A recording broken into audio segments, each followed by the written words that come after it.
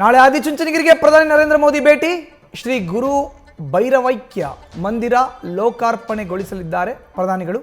ವಿವಿಧ ಶಿಲ್ಪಕಲೆ ಸಮಾಗಮದಲ್ಲಿ ನಿರ್ಮಾಣಗೊಂಡಿದೆ ಈ ಒಂದು ಮಂದಿರ. ಹಲವು ವಿಶೇಷತೆಗಳನ್ನು ಒಳಗೊಂಡಿದೆ ಭೈರವೈಕ್ಯ ಮಂದಿರ. ನ್ಯೂಸ್ ಫಸ್ಟ್ನಲ್ಲಿ ಮಂದಿರ ನಿರ್ಮಾಣದ ಹೊಣೆ ಹೊತ್ತಂತ ಶಿಲ್ಪಿ ಮಾತನ್ನ ಕೂಡ ಆಡಿದ್ದಾರೆ. ನೋಡ್ತಾ ಇದ್ದೀವಲ್ಲ, ಇದೇ ಆ ಒಂದು ಮಂದಿರ. ವಿವಿಧ ಶಿಲ್ಪಕಲೆ ಸಮಾಗಮದಲ್ಲಿ ನಿರ್ಮಾಣಗೊಂಡಿರುವಂಥ ಮಂದಿರ. ಇನ್ನು ಶಿಲ್ಪಿಯ ಜೊತೆ ನಮ್ಮ ಪ್ರತಿನಿಧಿ ನಂದೀಶ್ ಮಾತುಕತೆ ನಡೆಸಿದರೆ ಬನ್ನಿ ನೋಡೋಣ.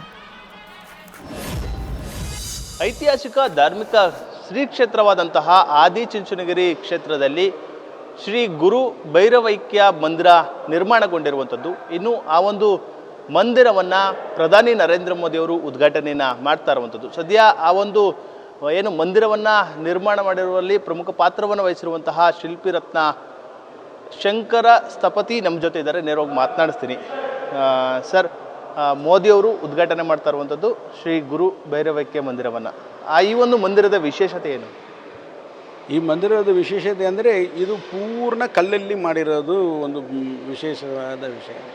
ಆಮೇಲೆ ಇದರಲ್ಲಿ ಎಲ್ಲ ಕೂಡ ಫೌಂಡೇಶನ್ನಲ್ಲಿ ಕೂಡ ಎಲ್ಲಿನ RCC ಕಾಂಕ್ರೀಟ್ ಕಂಬಿ ಅದೆಲ್ಲ ಏನೂ ಹಾಕಿಲ್ಲ, ಪೂರ್ತಿ ಕಲ್ಲಲ್ಲಿ ಮಾಡಿದ್ದೀವಿ. ಆಮೇಲೆ ಕೆಂಪು ಕಲ್ಲಲ್ಲಿ ಗರ್ಭಗೃಹ ಮಾಡಿದ್ದೀವಿ.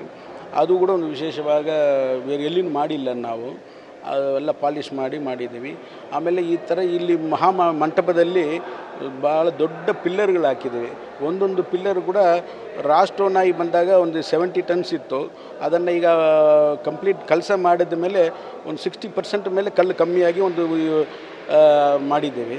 ಆಮೇಲೆ ಟೋಟಲ್ ಒಂದು ಪಿಲ್ಲರ್ ನೋಡಿದರೆ ಸುಮಾರು 100 ಟನ್ಸ್ವರೆಗೂ ಬರುತ್ತೆ, ಮೇಲೆವರೆಗೂ ಎಲ್ಲ ಮಿಕ್ಸ್ ಮಾಡಿ ಹೇಳಿದ್ರೆ. ಆ ಥರ ದೊಡ್ಡ ಪಿಲ್ಲರ್ಗಳು ಎಲ್ಲಿ ಮಾಡಿಲ್ಲ ನಮ್ಮ ಇಲ್ಲಿ ಈ ಪ್ರದೇಶದಲ್ಲಿ. ಆಮೇಲೆ ಡೋಮ್ ಕೂಡ ಮಾಡಿದ್ದೀವಿ, ಅದು ಕೂಡ ಪೂರ್ತಿ ಕಲ್ಲಲ್ಲಿ ಮಾಡಿದ್ದೀವಿ. ವಿಮಾನ ಗೋಪುರ ಕೂಡ ಈಗ ಒಂದು ಹೊಸ ಕಲ್ಪನೆಯಿಂದ ಶಿಲ್ಪಶಾಸ್ತ್ರ ಅನುಕೂಲವಾಗಿ ಆ ಭೇದಮ್ ಅಂತ ಹೇಳ್ತಾರೆ, ಭಾಳ ಪ್ರೊಜೆಕ್ಷನ್ಸ್ ಎಲ್ಲ ಕೊಟ್ಟು ಆ ವಿಮಾನ ಗೋಪುರ ಮಾಡಿದ್ದೀವಿ. ಮತ್ತು 9 ಚಿಕ್ಕ ಡೋಮ್ಗಳಿದೆ ಮಾಡಿದ್ದೀವಿ. ಇದೆಲ್ಲ ಮಾಡಿ ಪೋರ್ಟಿಕೋಗಳು ಮತ್ತು ಕೆಳಗಡೆ ಈ ದೇವಸ್ಥಾನ ಪೂರ್ತಿ ಕೂಡ ಈ ಆನೆ ಎತ್ಕೊಂಡಿರೋ ಥರ ಆ ಥರ ಆನೆಗಳನ್ನು ಕೊಟ್ಟಿದ್ದೀವಿ. ಆಮೇಲೆ ಕೆಳಗಡೆ ಒಂದು ಈ ಕೊಣಾರ್ಕಲ್ಲಿರೋ ಚಕ್ರ ಇದೆ, ಆ ಥರ ಚಕ್ರಗಳನ್ನೆಲ್ಲ ಮಾಡಿ ಅದ್ರ ಒಳಗಡೆ ಕೂಡ ಅದ್ರ ಜೊತೆ ಕೂಡ ಈ ಆನೆಗಳೆಲ್ಲ ಮಾಡಿ.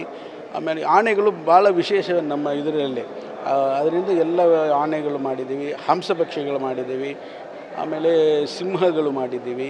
ಮತ್ತು ಮುಂದೆ ಪ್ರೋಟಿಗೋದಲ್ಲಿ ಯಾಳಿ ಪಿಲ್ಲರ್ ಅಂತ ಅದನ್ನು ಈ ನಾಯಕರ ಟೈದಲ್ಲಿ ಹಂಪಿಯಲ್ಲೆಲ್ಲ ಜಾಸ್ತಿ ಮಾಡಿದ್ದಾರೆ, ಆ ಥರ ಎಲ್ಲ ಮಾಡಿದ್ದೀವಿ. ಯಾವ ಶೈಲಿಯಲ್ಲಿ ಒಂದು ಮಂದಿರ ನಿರ್ಮಾಣ? ಎಲ್ಲ ಶೈಲಿಗಳು ಮಿಕ್ಸ್ ಮಾಡಿಯೇ ಮಾಡಿರೋದು. ಈಗ ಎಲ್ಲ ಶೈಲಿ ಅಂಥದ್ದು ನೀವು ಹೇಳೋದ್ರಲ್ಲೇ ಗೊತ್ತಾಗುತ್ತೆ. ಅದು ಶೈಲಿ ಅಂದರೆ ಒಬ್ಬರ ಆಚರಣೆ. ಆದರೆ ಇದನ್ನು ಶಿಲ್ಪಶಾಸ್ತ್ರ, ಅದಾದ ಬೇಸಿಕ್ ಆಗಿರೋದು ಶಿಲ್ಪಶಾಸ್ತ್ರ. ಆ ಶಿಲ್ಪಶಾಸ್ತ್ರ ಎಲ್ಲ ಕಡೆಯೂ ಒಂದೇ. ಒಬ್ಬೊಬ್ಬ ಕಾಲದಲ್ಲಿ ಒಂದೊಂದು ರಾಜ ಒಂದೊಂದು ಥರ ಮಾಡಿದ್ದಾರೆ. ಅದನ್ನೆಲ್ಲ ಸೇರಿಸ್ಕೊಂಡು ನಾವು ಇದನ್ನು ಮಾಡಿದ್ದೀವಿ ದೇವಸ್ಥಾನ. ಮತ್ತು ಎಷ್ಟು ನ್ಯೂಸ್ ಫಸ್ಟ್ ನಿರ್ಭೀತಿಯಿಂದ ನಿಮ್ಮ ಪರವಾಗಿ.